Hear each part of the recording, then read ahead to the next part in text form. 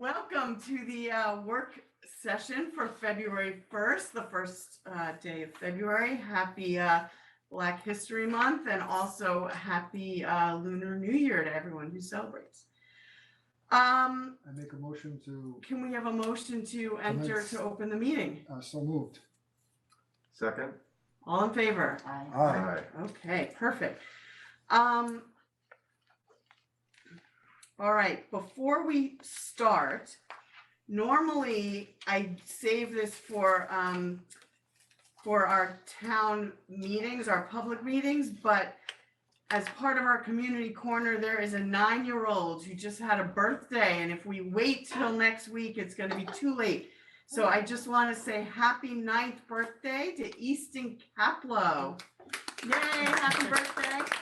And if you look tomorrow, his name will be on our Jumbotron to wish him a happy birthday. Do we not say? You don't say? No. You can sing if No, you'd like. never mind. Um, Executive session. That's for town board meetings. We don't do that in work Sorry. session. And the rest of the announcements I'm gonna save for community corner until our public meeting next week. Those can all wait. So happy birthday to Easton. Okay, so now we're gonna move. First item agenda is just the town board liaison appointments. I don't know if it was really a discussion as much as me sort of just announcing them. I let Jeremy know everyone is so excited to bring new ideas. We have a majority of our board is new. So we kind of rejiggered a lot of these committees. Does not mean that town board members cannot be involved as much as they'd like in any committee, of course, but these are the liaisons to all of the committees, and we'll be letting the committee chairs know who they should reach out to. We do have a spot, which is not really a committee, but for the Newcastle Community Media Center, Vicky, the Arts and Culture Committee, that is me, the Beautification Advisory Board, Vicky, the Conservation Board, Chris, Landmark Advisory Board, Jeremy, Every Person is Connected Committee, Jeremy, the Sustainability Advisory Board, Tara, along with the Airport and Climate Smart Committees. Those are Tara. The Millwood West End Advisory Board is Vicky. Holocaust and Human Rights, that is me. The CRE will be Vicky. We're going to form a new business development committee if we don't have one. That's going to be Chris. Rec Commission, Chris. Ethics will be me. The school liaison is generally the supervisor, so that's me. And the police liaison will be Jeremy. So thank you. I know you've been very great on that committee before, so we definitely want to make sure you stay there. Okay, so that is that, and we'll let the committee members know. Obviously, again, town board members are welcome to be completely involved. The liaisons are really just the point person to make sure that things are brought before the board that need to be brought to us. Okay. Next is the vacant storefront registry fee. Do you want to talk about that, or do you want me to? Sure. I'm gonna find out about the water main break. Okay. Yes, we have a water main break near Grafflin. We're getting more information in real time, and we will let people know as soon Okay, as we know. the break is in between Whipplewell and Roaring Brook Road. Really? Yeah. So it's affecting 117 Ridgewood Terrace. A pretty large area. Is it on 117 or is it? You know what, I don't know, I just know it's between Whipplewell and Roaring Brook Road, so that's pretty substantial. And so if people don't have water, it may be the water main break and not that your pipes are frozen, so sit tight for a little bit. Okay, I'm just letting people know. We're all texting our family members who are put on water. We apologize. Road. Jill, I'm sure it's very situational, but is there a general timeline for? Absolutely, until they find out I what don't it think is. we know Right, yet. we can't possibly know. I'm just wondering if historically there's. It all It depends. The size of Depends it. how many breaks and Yeah, where It it has to is. be excavated and, Okay, well, we will update everyone as we get more All right, information. well, All we right, don't have vacant water. storefronts. Okay, We don't. vacant storefronts. Oh, So sorry. if you will, Jeremy will remember, the rest of you may or may not. We've had an issue with vacant storefronts. And during the last few years, we put in a vacant storefront registry where landlords with vacant storefronts had to register so we could make sure that that was advertised and available if people came looking for stores. Now, as part of that, there was also going to be a fee that we were going to charge these landlords for keeping their stores vacant.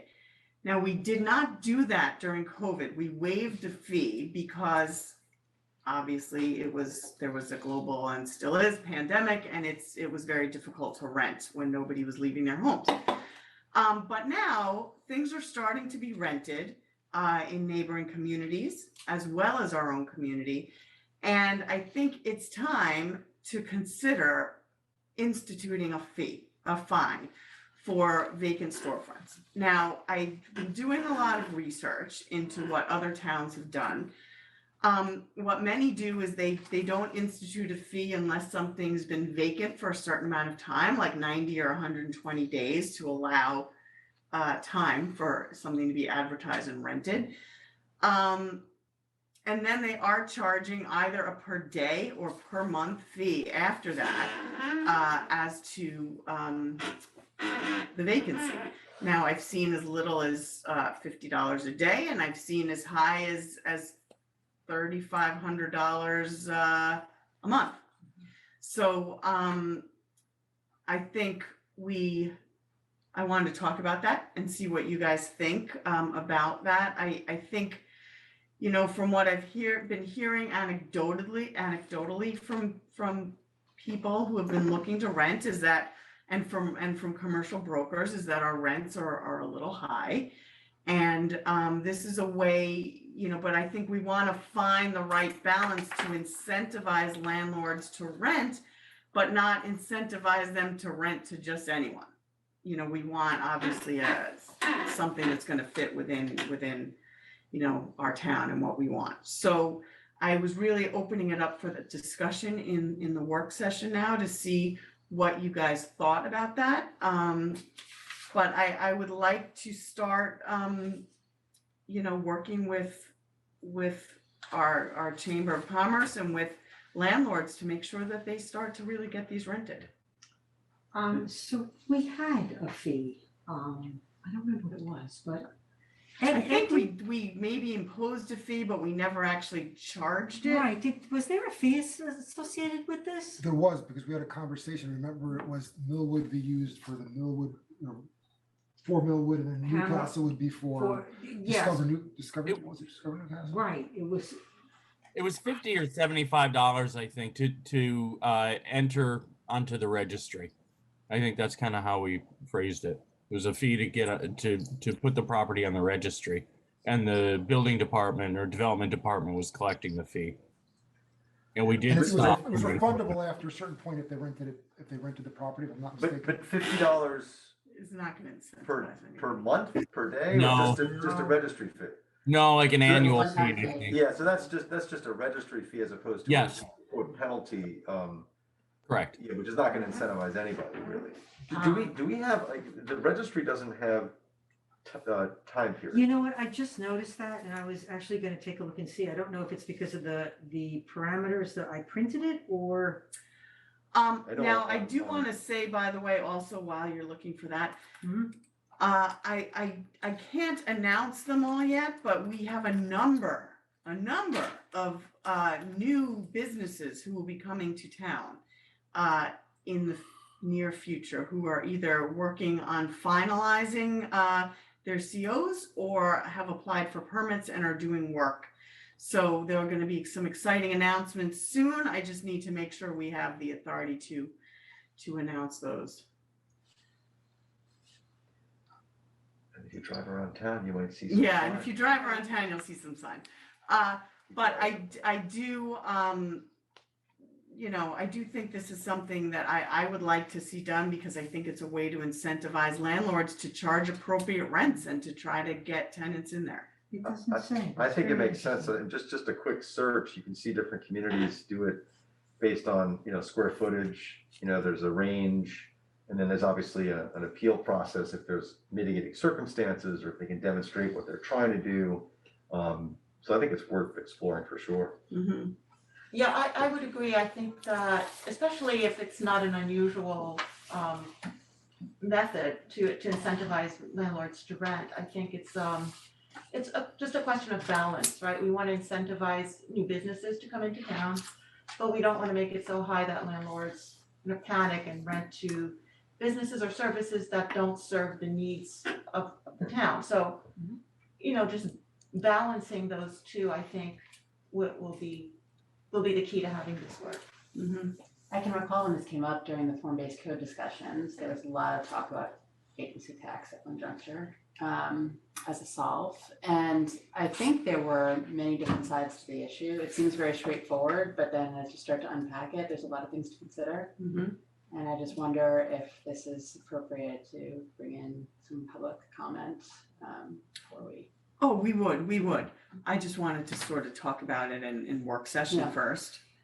But- But also, I just want to add to what I said, that I recognize we don't know everything yet, so we, as Tara said, we would want to hear Right. from businesses But there Mhm. isn't and a people who date are for affected. it, There's right? no time. Yeah, I just wrote. Yeah, so I definitely think that that's a That's a good- really yeah, important good thing to do. point. Yeah. And you wanna make sure it's the catalyst for the right kind of development. Correct. Yeah, Jeremy? yeah, this was one of our platforms, and we instituted it back in March of 2020. And I think that initially there was a conversation, I'm looking actually at the statute again, there was a conversation about what that fee should be, and ultimately I think we landed on $25 was the registration fee, and then there was a failure to comply, which was $250. And I'm trying to see if that was, if it was a daily $250 if you failed to comply, but if you complied, you would receive that benefit, you wouldn't be charged That was for a just violation. complying with registering. Right, exactly. So there was no teeth. The question really was in terms of dollars. And as everyone's already stated, and I'll restate, we have to find the right balance. Yeah, for sure. Yeah. And then another thing to go along with that, I was also looking at some other legislation that other towns have in terms of blighted properties. And there are properties that if they're in disrepair and we can't get a landlord to clean them up, where the town is actually allowed to do those repairs for them and then charge it back to the building owner. So I actually have a draft I can send to Ed to look at, but that's another thing I thought we could potentially Is consider that as well. residential or commercial? Commercial, for commercial. Because there are some, the zombie property Right. issue has been persistent, and we have just a couple in town, Yep. but boy, This is residential too. Yeah, yeah, which Yeah. is so surprising with property values being what they are, but we have a couple of them that have And they're- just been nuisance. And they're not delinquent on taxes or anything No, like they're that? owned by the bank, and the problem see. is that we can't get the banks. You would think, I mean, Yeah. basically you can sell anything in the town. banks are but- so busy right now with real Yeah. estate sales. Right, that they, They you don't know, wanna they, deal. yeah, there's, Yeah. it's been a tremendous problem for us. We've, hounding the bank and the maintenance company that they take and employ, which is inevitably out of state, halfway across the country, to take and, make sure that the building is secure, that kids aren't, wandering through there and getting themselves hurt or worse. Right. And needless to say, aggravation to no end for the neighbors. Very unfair.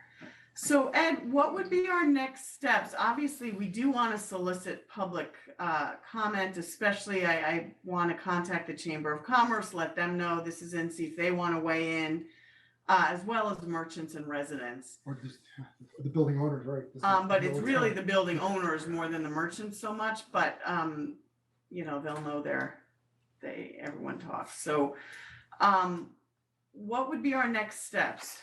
The next steps sorry, Lisa, go ahead. No, and can we get a survey or something with similar towns and what they're charging? The answer is yes, absolutely. The next steps with respect to the storefront registry and adding a daily or some other fee is going to be an amendment to the local law. So a public hearing at a future work session we can bring forward a proposed amendment that would provide a fee structure with respect to what we're talking about, not just an application fee, which, as Jeremy pointed out, was $25, but an actual fee for a chronic vacancy. Yes. That's a good way to put it. And just, I'm reading through this, can you refresh my recollection, Ed, if you know off the top of your head, what is the requirement, the standard of due diligence or care or whatever it may be to rent the space? If someone is in good faith renting, who's the judge of that and what is that standard? And I'm looking. Good faith old marketing, statute. you mean? Yes. Right, whatever the standard is and however it applies. We're going to have to build that into the amendment. The that local law you- is going to have to spell that out, and it really is going to require some tailoring. I can't tell you that there's a one size fits all standard that is applied in every case. Mhm.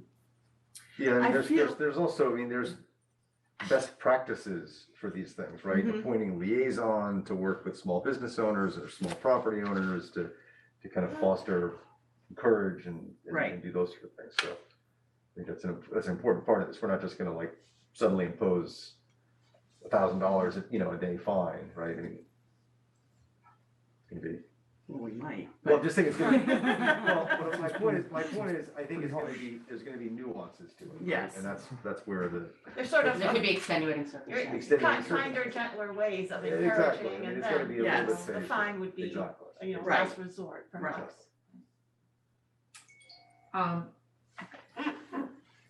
What about the revenue? Is there something productive that we can do to take and put it back into the hamlets, Millwood, Chappaqua, to take and enhance them in some way? I mean, We should, and I think, the vacancies in Millwood would go toward Millwood Hamlet, and vacancies, fees, that we're charging mhm. in the Chappaqua Hamlet would go toward Chappaqua, and I think we can talk about what best use those are, whether it's adding to the beautification advisory, whether it's marketing, Yeah. It could be marketing in advertising. town. Yeah. As it stands now, what we have now is all revenues received from Chapco property shall be used by Discover Chapco for programs that would market and promote Chapco Hamlet. All revenues received from the Millwood properties, well, there's only 2 Millwood properties that we have, correct? Right. Shall be used to beautify the Millwood Hamlet. Right. Or maybe we do And then what advertising. about, one of the things we discussed previously, and again, I'm just scanning our old statute, is returning the monies upon lease. I don't know how much you looked into other ones. So if someone does, or maybe within a reasonable amount of time and they lease it, do they get money back? Because that can incentivize someone to move also even quicker. Well, yeah, but if we've spent the monies, I don't wanna have to be constantly budgeting to give it back to somebody. I think their incentive is, I'm getting charged per day. If I rent, I will no longer be charged. But that scenario could lead you to bring Right. on a tenant that's Well, undesirable that's for the true. town, right? So. And as much as it's a money generator, I don't think it should be looked at as a money generator, even if it's real dollars, whatever that means. It should look at a way to get people moving. Sure, I Yeah. prefer not to collect any money and have our stores rented. So maybe you look at it in 3-month increments, and after the 3 months, then the community can, Right, well, that's what I'm saying. It wouldn't start from day one. It would say if you haven't rented after 120 days or 90 days or whatever we think is appropriate, then we would start instituting fines. So it does give people, a decent amount of time to market and rent and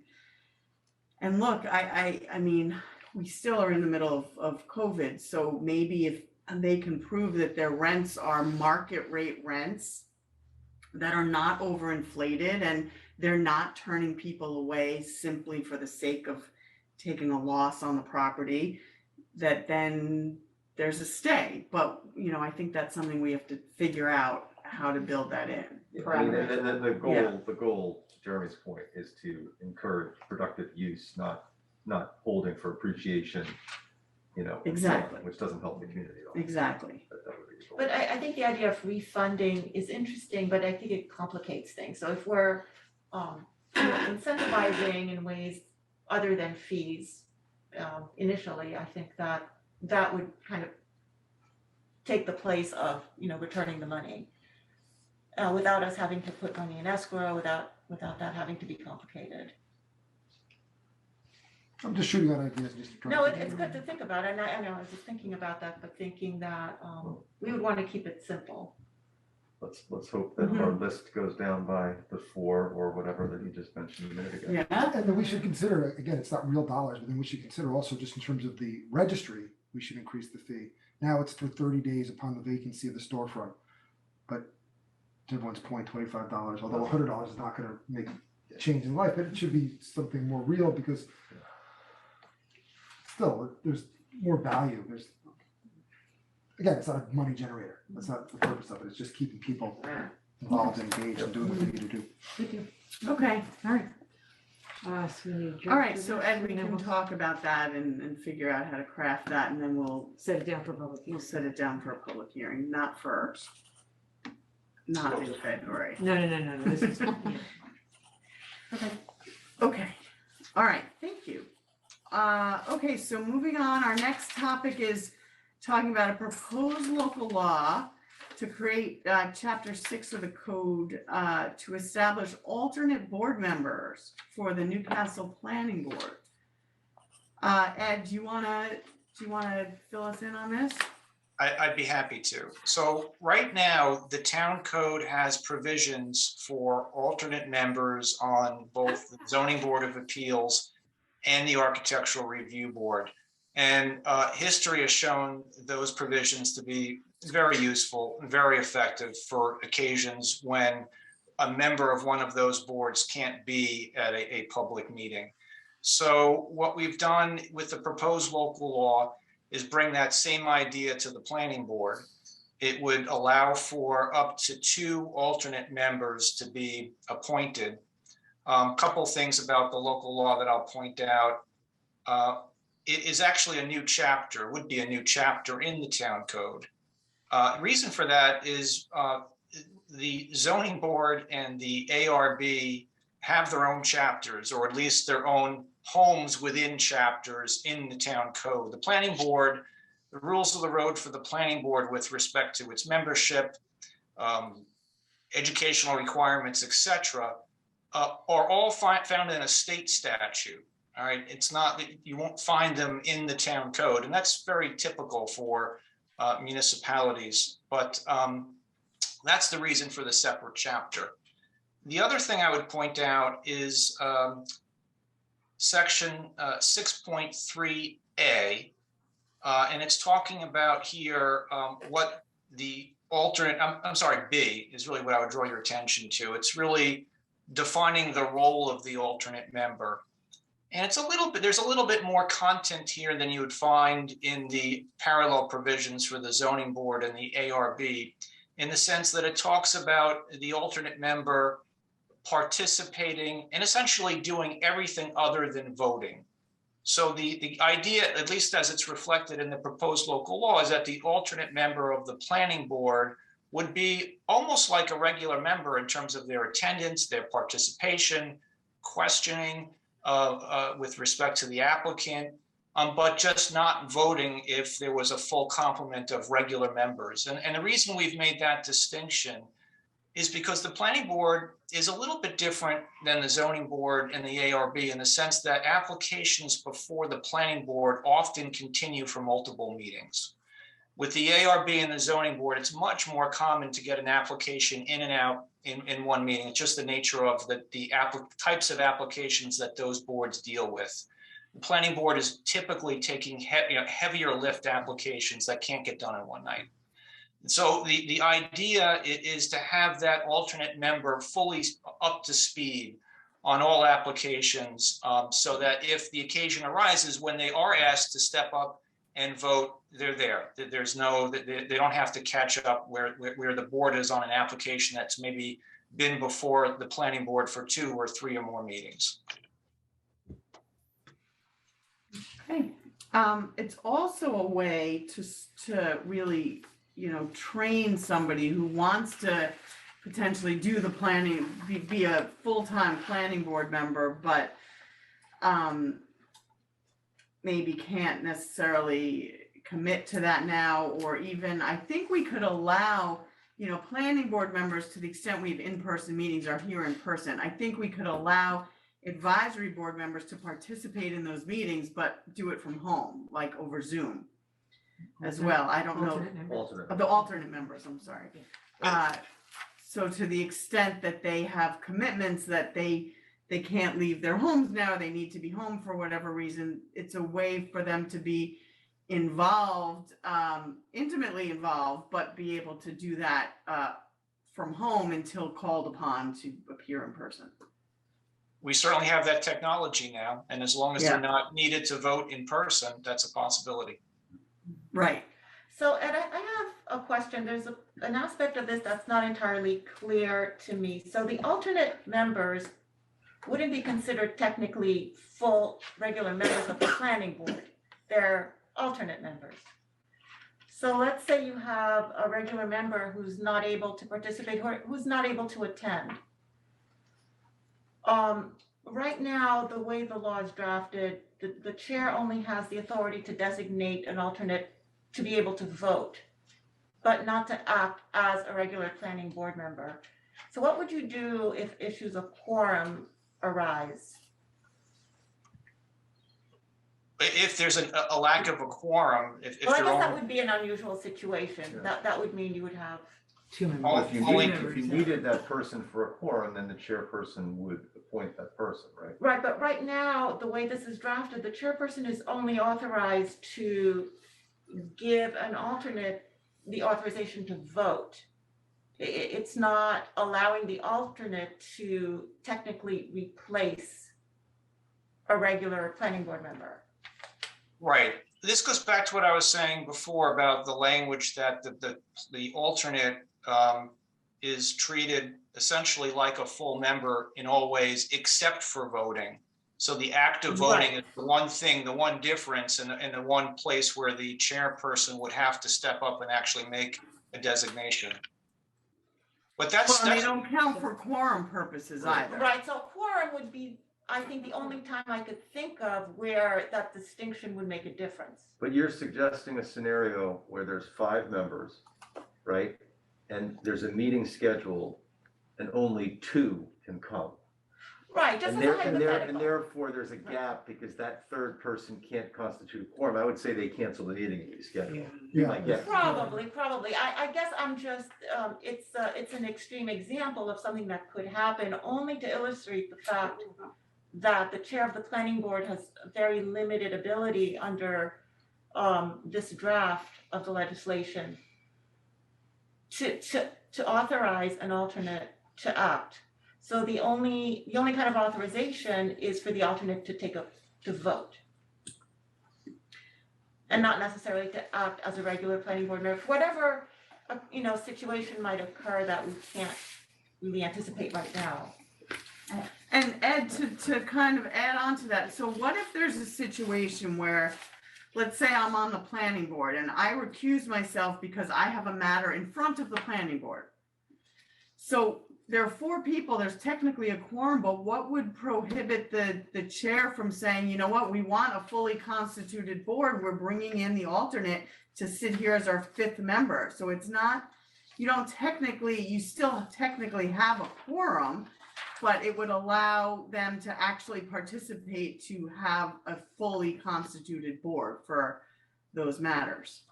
Right, well, let's go back to what I was explaining a moment ago with respect to, it's in 6-3A, and the idea, and this is within your prerogative. But this is the way the draft was prepared.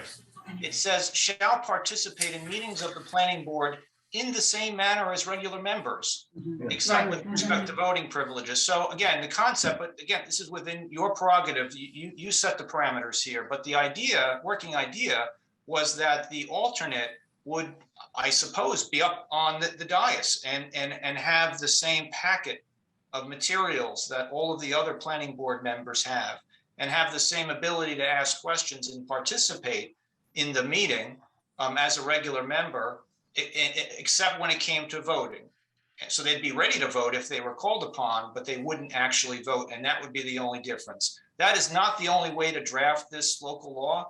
Like I said, with the other boards, that additional content, that idea is not really in those provisions. So that's something that's a decision point for this board. Is that something that you think is advisable or not? No, I think we want that, right? Yeah, I think Yeah, it's we great. want that. So this is like an alternate juror. They sit, Yes, they, exactly. they are there the They have to entire be. time, Yeah. at the last possible moment when the They vote might comes. get pulled in. That's That's it. why, that's why they're expected. Great analogy. Yeah, You would tell people you're expected. to be This is- present. This is not a part-time thing to see how Exactly you correct. like it. Right. This is a full-time. Yeah. Well, to your point about the Zoom, is that permitted for all board members or just the alternates? Because I think it has to be, No, if they're needed, Standard. if they're needed for a vote, they'd have to be there in person to serve the quorum, right? Right. If but they're they might not not know needed, that until the last minute. Well, then they'd have to Well, show up. I it's like the mean, fire department, you're Yeah. on call, you just, they ring the alarm bell and Right. you show up. I mean, you'll generally know before a meeting starts Right, if who's gonna it's up be for a there. vote or not. If they need you, but otherwise they'd be expected to participate, but they could participate by Zoom. They don't have to be sitting up on the dais, for instance. Right. Another question I have is, would we want to specify that they rotate in the choice of alternates, just so that there's no appearance of conflict? So for instance, you might have one alternate who seems to agree with a certain, the way the planning Mhm. board is going for a certain case, and so you don't want to have an appearance of impropriety, not that there would be, but I think it would avoid some troublesome cases, just to specify at the outset that there's a kind of rotation. We could definitely add that. But I'd say to the extent practical, because Right. if one person can't attend, you may Right, not of be able course. to rotate. Yes. Yeah, and it's gonna allow us up to 2 alternates, so we don't have to have 2. But it gives us the flexibility to appoint 2 if we want to. Right, and you're We're all going on the same to, page. you're gonna have a public hearing on this, and you're gonna have public Mhm. comment. I'm sure the planning board will Yeah. weigh in and share their thoughts. Perfect. Yes, in fact, can we make sure to reach out to them to solicit their public input? We can actually put that into your resolution, setting down the public hearing. Okay, perfect. And that needs to happen soon, considering. Yeah, that needs to happen soon. So can we do that for next week too? We have another one, don't we? Certainly. And this one's a, 15th, this one's a relatively 15th. easy lift. I mean. Yeah. Yeah, I this mean, is we, not- Yeah. I can't imagine you're such passion about an No. alternative to that. The reason is because if we have openings on the planning board, we wanna know who we can. Right, I'm How sorry, many so people? you're looking to, you'd have it on for next week to set it down. So we have it for the 15th. 15th? Well, right. Christina? The do you- 22nd. 5 days. No, we're not Having a meeting meeting. on, we're not meeting on the That's, twenty-second, that's the President's issue. Week.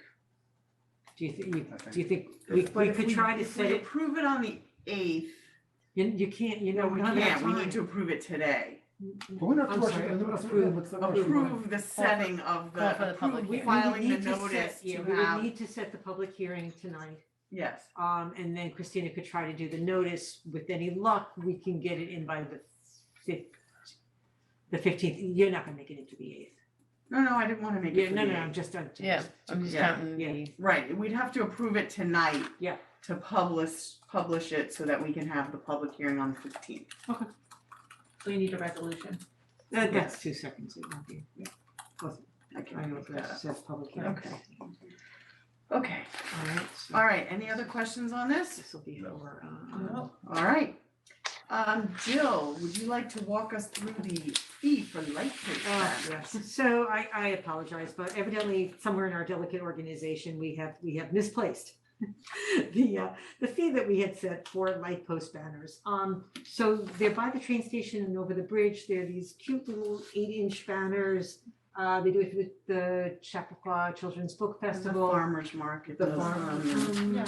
maybe with cute little things like shop safe, shop local mhm. was around with a smiley face and a mask over it. So I'm gonna propose to the board that it's $10 a lamppost fee.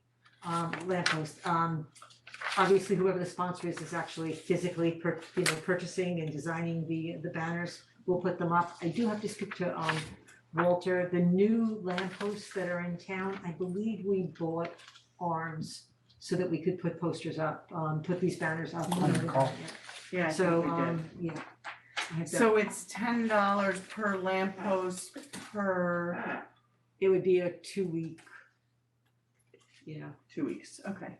okay. Sounds good. All right. Is that what our signs are, the triangle signs? Yeah. 2 weeks, okay, perfect. Okay, any questions on that one? None. No? Okay. Okay, before we get to administrative items, there was one other thing I wanted to bring up that I do want to talk about next week, that was with the CRE. that I Yes. mentioned to you. Yes. So, in thinking about the people applying for the CRE and that we haven't had, as much, interest as we would like. One of the things I did was I looked at the mission statement for the CRE, and I did have people who showed up at my supervisor coffee last week who mentioned this too. That the mandate of that committee right now is specific to race, racial equity.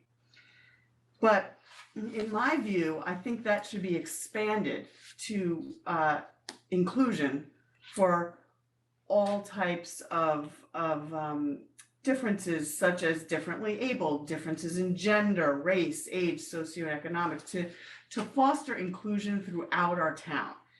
And if you'll recall, I don't remember if it was December or January, we had a group of kids come and say, you know what, we want to start an LGBTQT plus committee. So to me, instead of doing that, this is something that would fall under the new CRE, right? And so you might get people who are interested in other areas of diversity and inclusion who then would want to be part of this to foster a real inclusive spirit throughout town. And to that end, I would propose changing the name of the CRE instead of the Committee on Race and Equity to the Inclusion Advisory Committee, to really foster inclusion of all different people throughout our town so that everyone feels respected and welcome, regardless of what your differences and viewpoints may be.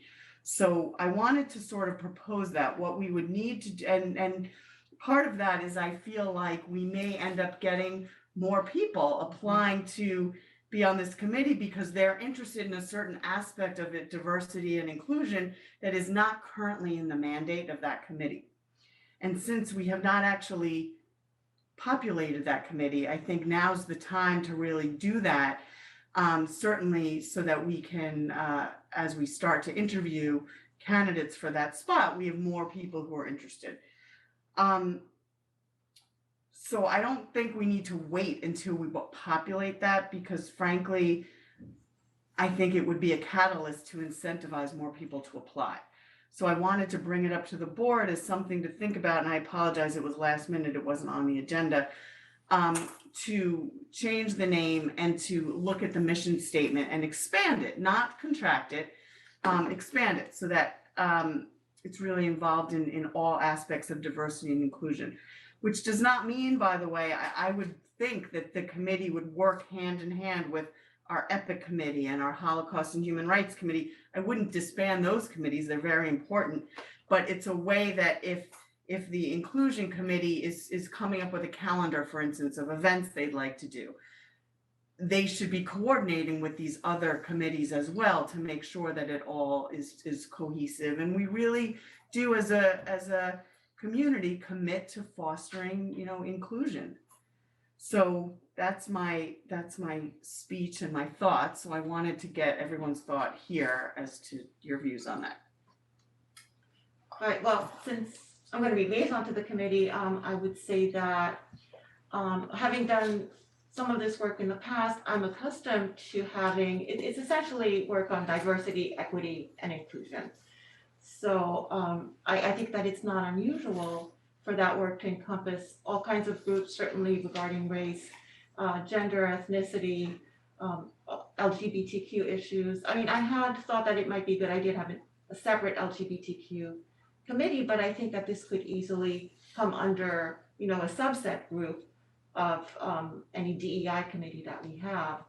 So I think the point is to make everyone in the community feel like they belong, like they're, that they matter to this community and that everyone has a place. So, and I like the idea of not all working in silos. So for instance, I know that Chris will be liaising with student advocacy. So that, so students might find their way to working on, or had we mentioned that? Oh, well, we didn't form a committee yet, so I don't. Oh, okay, sorry, it's something that. To be formed. To be formed, but if that were to happen, there would be overlaps, like you mentioned. There will definitely be overlaps.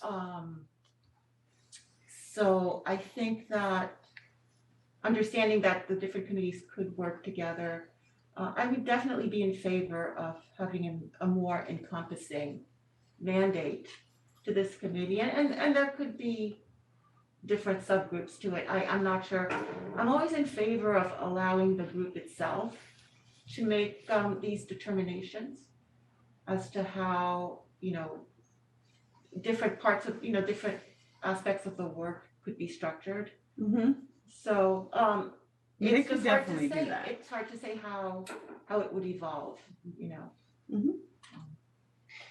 I think it's interesting as you look at what the mission statement is to really think about how do we create that true sense of community that everybody's really yearning for, right? It's about bringing different groups. It's about being collaborative with one another. And I think it's a great idea in terms of addressing, other groups that potentially feel disenfranchised or what have you, right? We're bringing them together and solving these challenges as a community in a more holistic way. So. I agree. I'm mixed, and what I mean by that is we have seen one of the biggest catalysts for change has been based on the inequality in terms of racial injustice. And that was one of the reasons, if not one of the forefront reasons, that we created this. And we had such excitement, maybe the wrong word, but involvement, and people wanted to get involved in this community and play a part in it. So there's got to be something that flip that switch, and I don't know what it is, that you had all these people who wanted to be a part in creating. Why would they not want to stay with this in the CRE in its new form and whatever it takes shape? So what changed that you had all this community support to now we're having a hard time finding people? Is it they don't want to commit to the term of it? Did they feel that the issues have been raised and it's someone else's job to run with it? I mean, I can make up and think of different reasons. So I think one of the biggest things that we face is racial injustice. Not as a Jewish person, is not of course there's anti-Semitism. People, gender-based discrimination, sexuality. So there's countless different ways that people are discriminated and not equal. But to me, the racial component has been so in the forefront for the right reasons, and I hate to use the term watered down, because that diminishes other people and other issues, and that's not what I'm saying. And I also jokingly used to bust on Rob's chops about always creating a new committee for something with so many committees and stickers and things and whatever.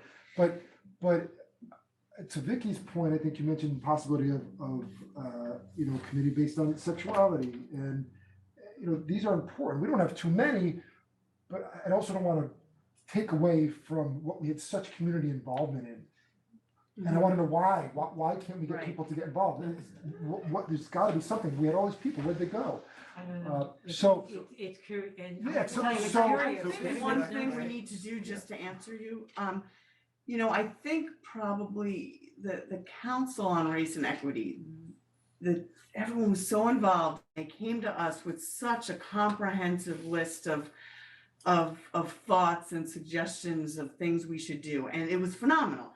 And I think that then COVID hit and, things were put by the wayside. So I do think that we want to make sure that we follow up on many of those suggestions and continue to move that forward. And this would not, my proposal is not in any way Totally get meant that. to water that down. And I do think that there will be people on the committee who should hold us to task for that and make sure that we we institute some of those, you know, we couldn't, I don't, it would take a long time to institute all of them, but some of them.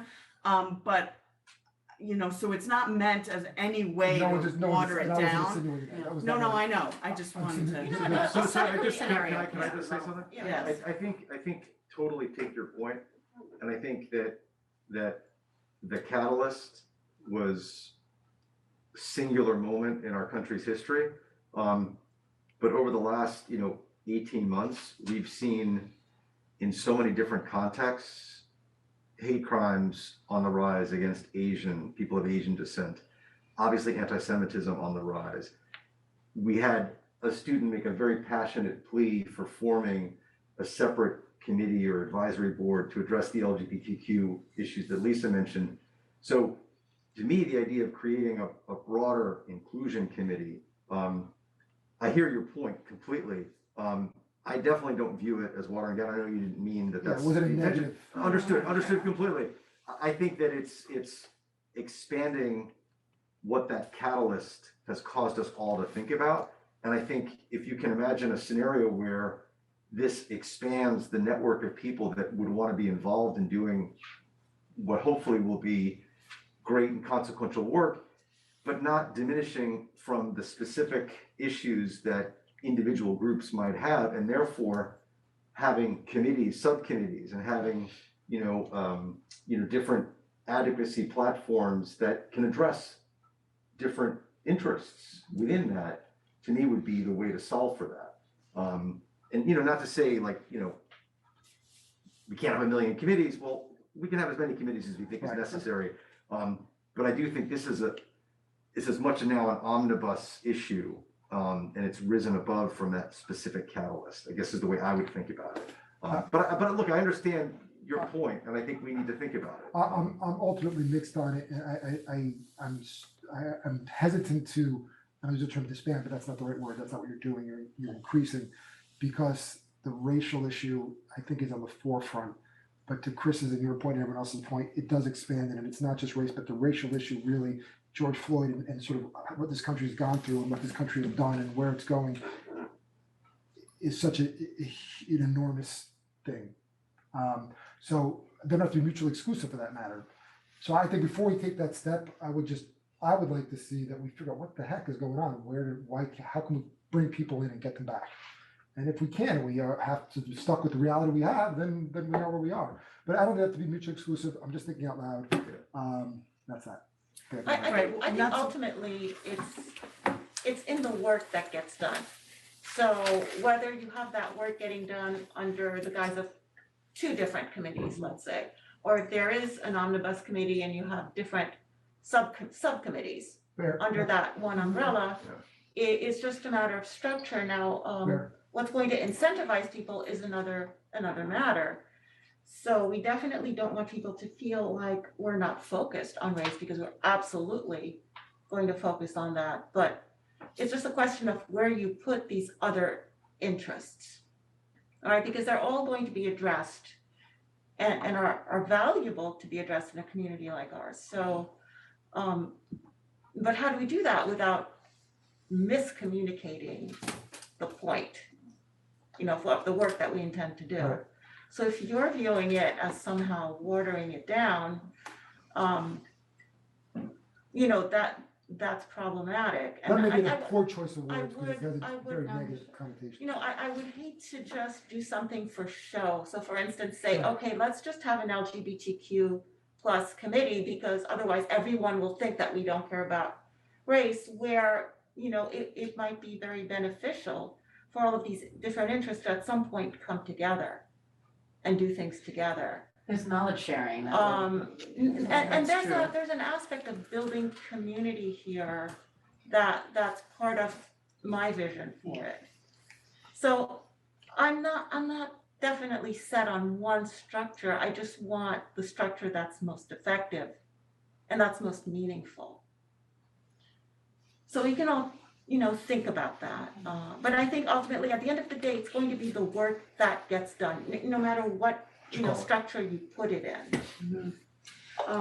My thought with, wanting to make sure to establish a community that we all can feel proud of, where everyone in this town feels welcomed and valued, was by having sort of one umbrella committee. And look, the CRE worked very well with subcommittees who were focused on different areas of racial equity.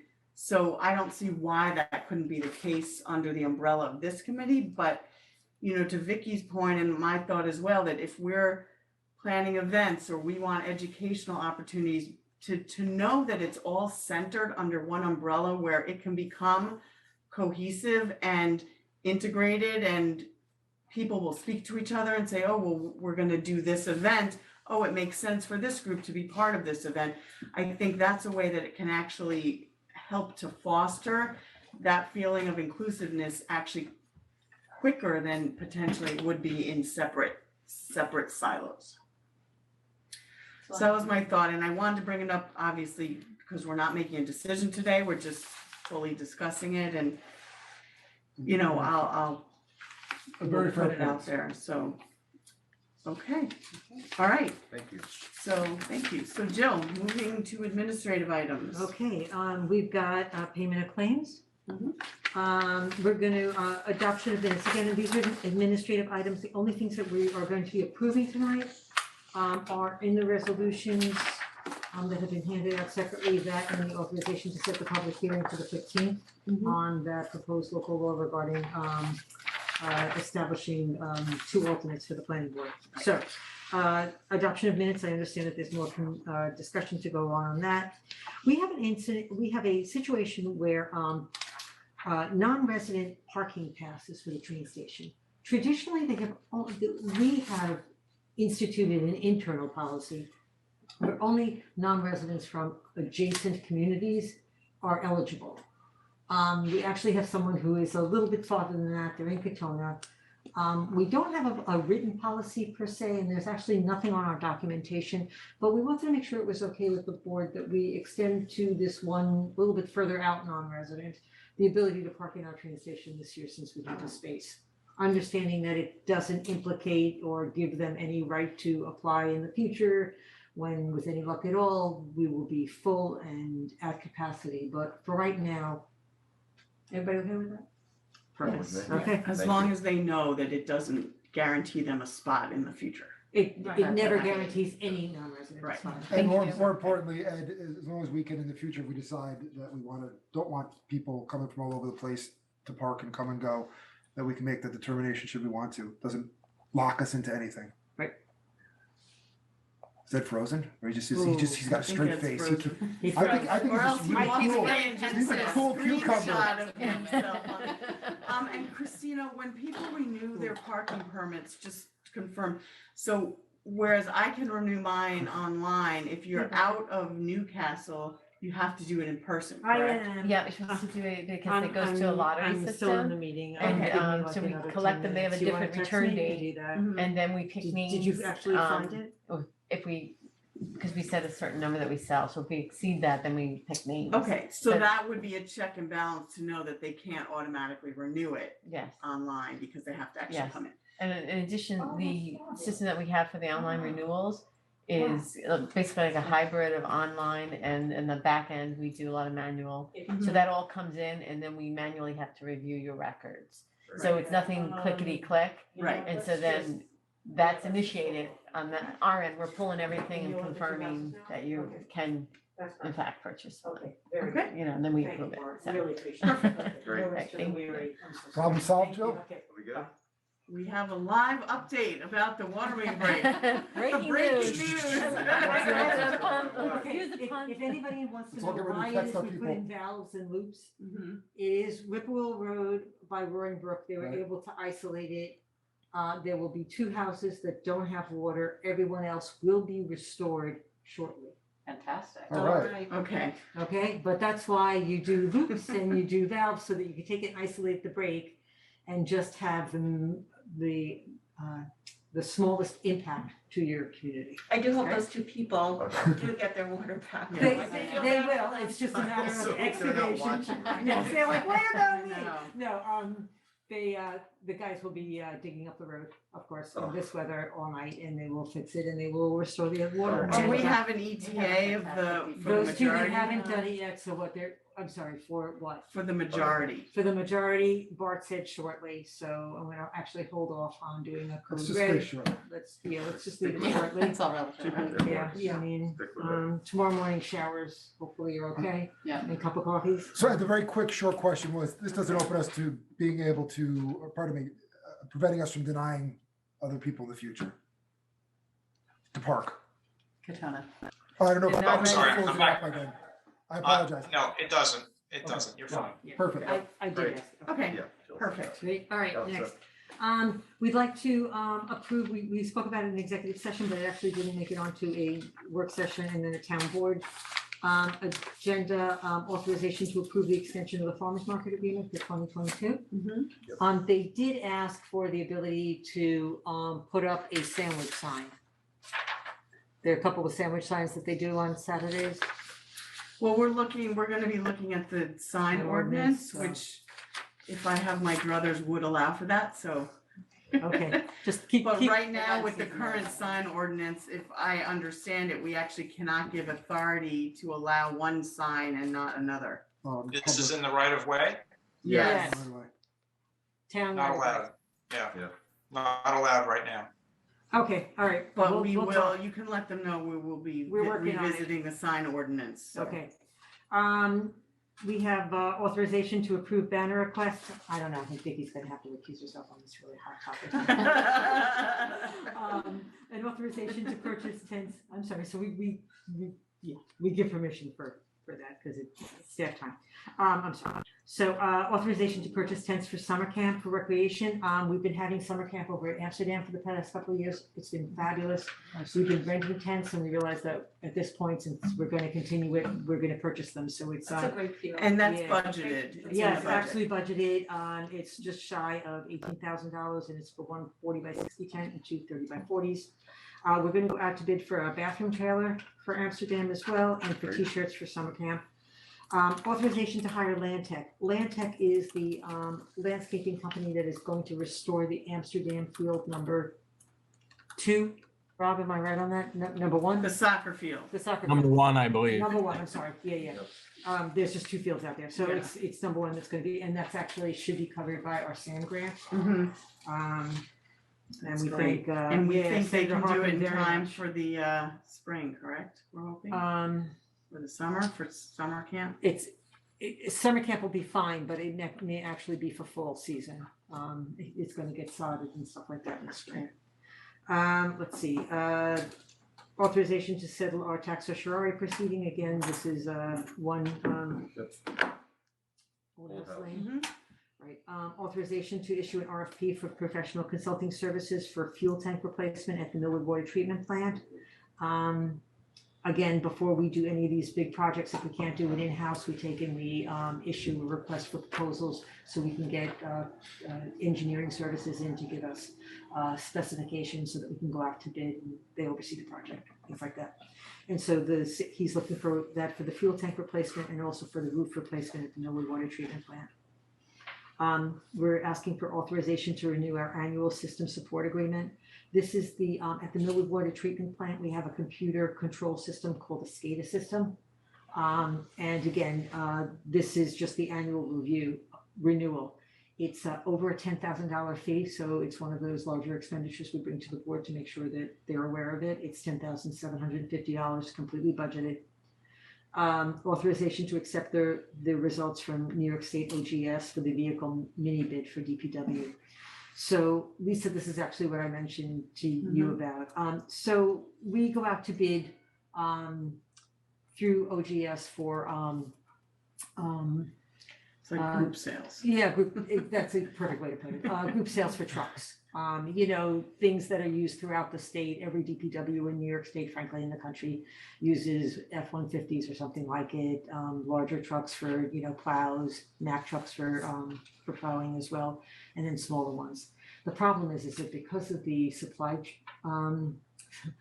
chain issues, we put out a mini bid for 5 vehicles. We were only able to get one. And so we can't get trucks. Yeah. We're not the only ones. It's throughout the state. And actually, Lisa's gonna take this and run with it to our state representatives because I appreciate the fact that there are supply chain issues. But the question is, are the manufacturers putting aside any stock for essential workers, for essential work? You know, we have to be able to plow roads. We have to be able to, you know, do all these other things. If we don't have the equipment to do it, it's going to be problematic. Maybe not this year, but certainly next year, because at this rate, they're telling us that these trucks are not going to be available until 2023. And we've got a vehicle replacement policy. Some of the, you know, vehicles we are in fact able to, you know, repair and keep on the road, but a number of them were scheduled to be phased out. We sell them for surplus. We've done very well with that and gotten new stock in there, but eventually it's going to cause, you know, it's going to cause us not to be able to do our jobs, and that's going to affect everybody down the road. So we just want to bring it to the state's attention. Is there, I mean, this may sound like a silly, or maybe it's obvious the answer somehow, but secondary market, is there a used market, you know, auctions? So those are the current, so what's on, but we're not And desperate. unfortunately, that market is also impossible, there's no Right, inventory, but So, That's where we sell our that's where used we ones sell at our, auction. So we would be buying our used ones. yeah. you'd be buying them back Yeah. at a premium, right? Right, That's so not so at the good. end of the day, I mean, we've got a fabulous mechanic shop, they can keep our stuff on the road. But it gets to the point where, you know, it ends up being not cost effective anymore for us to be repairing the stuff when we should get a new one. Obviously, that's not gonna happen, but what I you guess the don't. cost effective measure is gonna change because then Right. you won't be. Right, and you know, in the middle of the night when there's a snowstorm and your, you know, major plow goes down and you don't have a spare, that's an issue. And that again affects our ability to do our job, so. So we're just gonna make them aware that this is an issue in case they Yeah. don't know and see what we can do about it. Okay. Chloride's having internet problems. I don't think this is related to the water main breakup. It's just, yeah. All right, Back next, Oh. quiet title. Quiet title. So,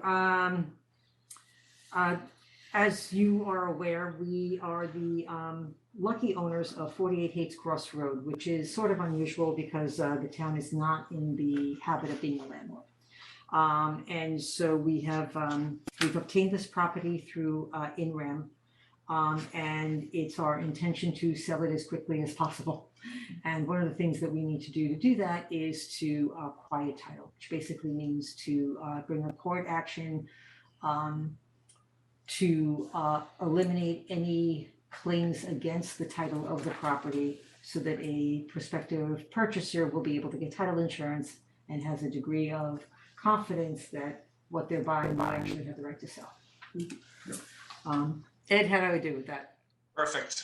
All right. Great comment. My real estate professor is so proud. Really good.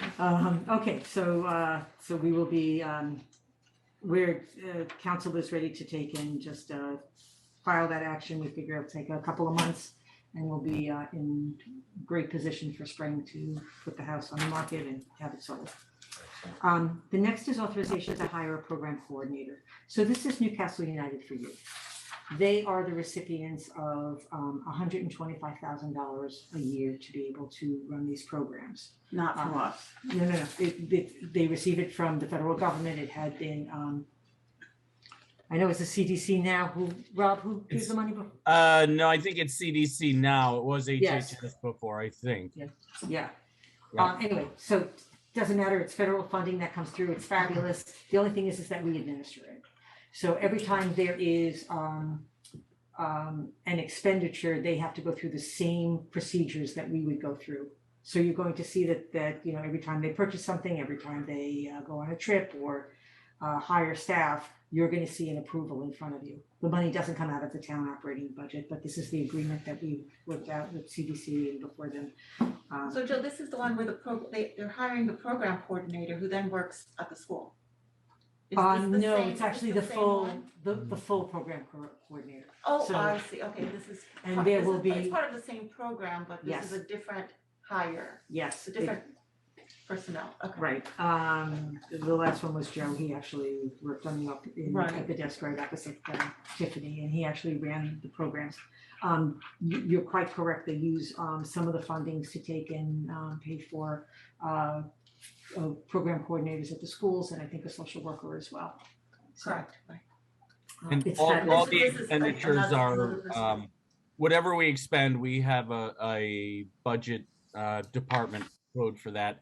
Anything spent up to 125,000 a year is reimbursable.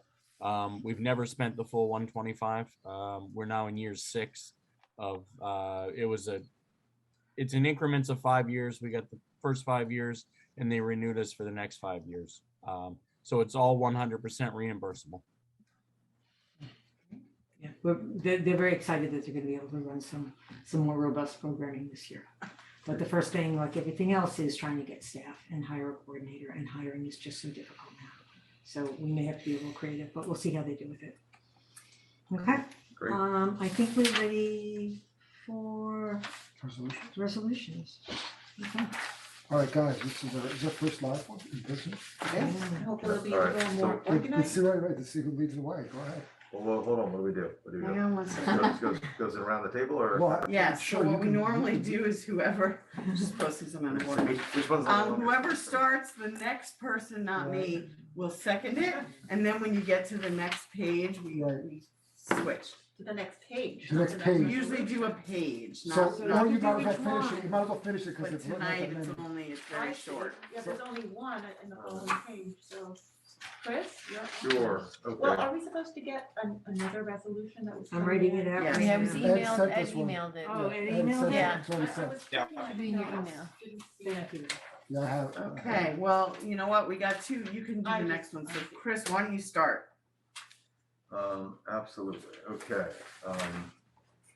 I move to approve the payment of claims in the amount of $656,562.80, 2021 expenditures totaling $397,346.07, and 2022 expenditures totaling $259,216.73, listed on the summary pre-check writing report and detailed voucher detail reports, all dated January 28th, 2022. Checks will be issued and mailed to each claimant listed on Wednesday, February 2nd, 2022. I second. All in favor? Aye. Aye. I move to authorize the hiring of Robert McCarthy to the position of laborer 0425-05 within the Department of Public Works Highway Unit at the annual salary of $48,055.31. Group 2, Step 1, effective February 22nd, 2022. I second. All in favor? Aye. Aye. I move to authorize the acceptance of the results from the New York State OGS mini bid vehicle marketplace, bid number 8968 for one Ford Maverick XLT Super Crew from NYE Automotive Group for the total price of $27,287. I second. All in favor? Aye. Aye. I move to set a public hearing on Tuesday, February 15th, 2022 at 7 p.m. or soon thereafter as practicable on a local law to expand 10% AFFH requirement to B-R and B-RT zoning districts. I second. All in favor? Aye. Okay. Vicky, you wanna go? Sure, I move to adopt the following resolution. Be it resolved that the town board of the town of Newcastle hereby authorizes the town attorney to commence a quiet title action in the Westchester County Supreme Court concerning certain town-owned property located at 48 Hates Cross Road, Chappaqua, New York. Second. All in favor? Aye. I move to schedule a public hearing on the proposed local law introduced tonight to create alternate positions on the Newcastle Planning Board for February 15th, 2022 at 7 p.m. at Town Hall. And I further move pursuant to Town Law, Section 271-14, to refer the proposed local law to the Newcastle Planning Board and request its report thereon. Second. All in favor? Aye. Anything else? Motion to adjourn. Tara, take it. So moved. Second, well, I screwed up.